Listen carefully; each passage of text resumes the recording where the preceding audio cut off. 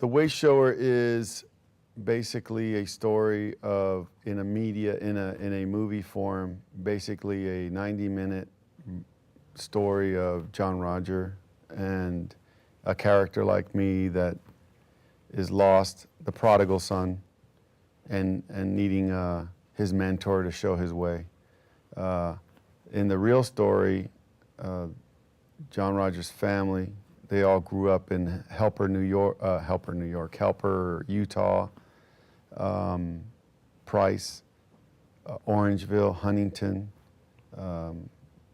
Sunnyside, Sunnydale, and all those areas are coal mine, coal workers, that whole territory, ranchers, cattle, horses.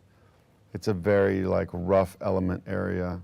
And so we decided to shoot there. So we went and shot there. And it's about, in trying to find yourself, that's what my character does. I find out, in trying to find out who my teacher is, I find out who I am. So, and then trying to make that work in a film media that's kind of, without boring people, that's a little bit difficult to do. Incredible. I'm so grateful that I worked with Eric Roberts. The guy is an amazing talent. I remember when I was starting out in acting in the 1980s, Star 80 was the movie to go see, and Eric Roberts was the star, and that's it. There's no talking about it. Mickey Rourke was busting out in Diner and other films, and then he did Pope of Greenwich Village with Eric Roberts, and that was it. That was in my neighborhood and my acting classes. I was studying with Peggy Fury. I think the late Chris Penn was in our class. I mean, a really quick story I'll tell you. When I was playing guitar in Hollywood, I only knew 3 chords, and I only knew one song, so I had to wait for you to leave so I can get new people to come by. And so I could play I couldn't have you listen to the entire song because then I wouldn't have another song. So I kind of would have you leave, you'd leave a little tip, I'd take some people. Bottom line is, it was Nick Cage, Chris Penn, I don't know if Sean was there, and some other young cats were with, they had their little student camera, the little 16 millimeter or 6 millimeter or 8 millimeter, and we shot a little film called In Search of the Pagoda. Till this day, if you go up to Nick Cage, because I think he's the only living one left, if you say to Nick Cage, In Search of the Pagoda, he'll be like, no way, dude. And it was back then, the Chinese theater used to pump out a waxed figure of a pagoda. And so it's like a dumb little film, and they asked me to be in it. And I didn't know who these guys were, and I felt I wanted to be a star at 16 years old, and there I was with these young cats. And later, I would see them in Peggy Fury's class, and bottom line is Eric Roberts and Peter Stormare, of course, obviously I saw him in Fargo, but I fell in love with Peter Stormare when I saw him in Constantine with Keanu Reeves. He was fantastic as the devil. Basically, I saw him at a restaurant with Eliza, and of course I didn't know Eliza then, so I was all on. And I have always learned from John Roger, go ask for what you want. A long time ago, basically this is how I learned it. I saw Angela Lansbury in a restaurant, and he said, go over there and ask her for a job. John Roger said that. I was like, are you crazy? Go ask her for a job. So I went over there and I said, I want to work with you. And she goes, are you talented? And I said, yes. She goes, send me some tape. Well, I ended up doing 2 Murder, She Wrotes. So coming back to Eric Roberts, I was like, I'm going to work with that dude. I just knew I would. So I went up to him and I'm like, dude, I loved you. And I said all the right things because it was authentic. I mean, one of the things I talked to him about was a Broadway show he did called Burn This. He loved it. I mean, I love this Broadway show play that he did. He was like the dude on Broadway for 1 minute. It was unbelievable. And Broadway back then, it's not like Broadway now. It's now they're doing Spider-Man on cables and stuff on Broadway. I mean, back then it was the actors. Al Pacino was walking. Al Pacino would finish films and he'd be doing like American Buffalo. You know, Eric Roberts, John Malkovich, the whole place was on fire, you know, and everybody was talking about Steppenwolf and all this stuff. So everybody was like, New York's back, you know. So the bottom line is Eric Roberts, so at this restaurant of Orchesante, I go up to him and we talk and he takes down my number and Eliza and I become friends over the internet over the course of 3 years. I interview Eric on one of those pod shows that you can do for free on the internet. And then when I'm thinking of a star for the role of John Rogers' father, JR's father, I'm thinking, you know, who could play it?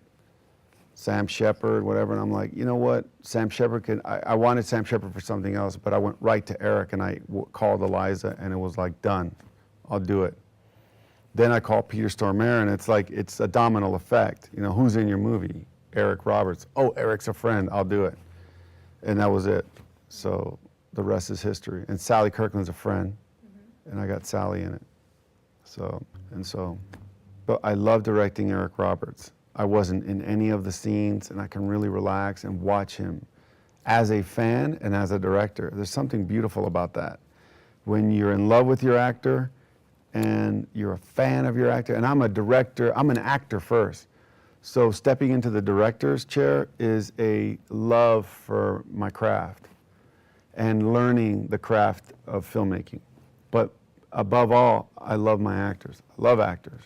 And if you're a director that don't know actors and don't love actors, I personally would tell you don't direct. Because you can't do otherwise. You know, actors, they're just an animal that really need love. You can't just be all, I'm a filmmaker, you work it out. Eric wouldn't have any of that. Eric requires you to engage with him. And then I realized that's me, that's what I knew his needs as I know mine.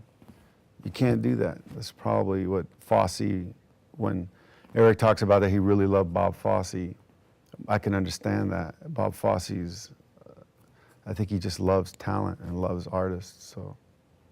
You didn't find it overwhelming though, wearing all those hats? No way. You know the mission, you know. It's kind of like being a general. Again, I talked about it earlier, that I have weak departments. I would learn later, now as a filmmaker, that wardrobe is very critical.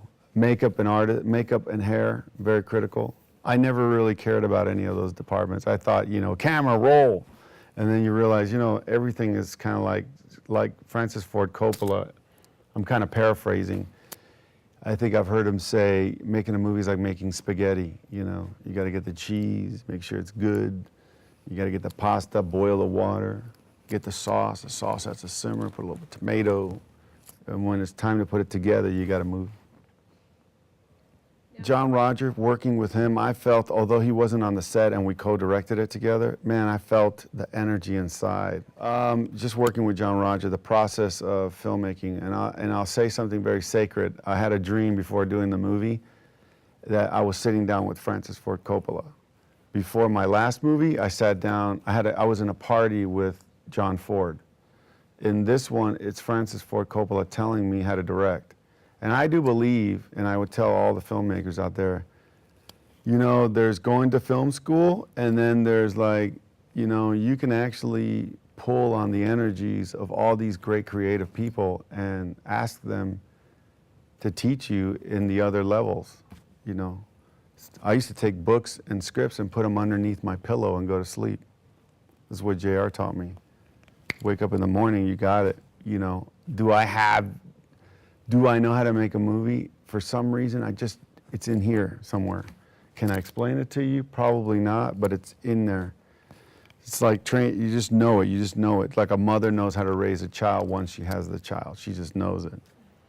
But yeah, I mean, working with John Roger, knowing inside, listening, and then hearing your crew, and still making the decision that might not be popular. The ultimate thing about, for me, film is making a movie is getting it done. And getting it done means try not to hurt as many people as you probably will. And don't deviate and go for it, you know.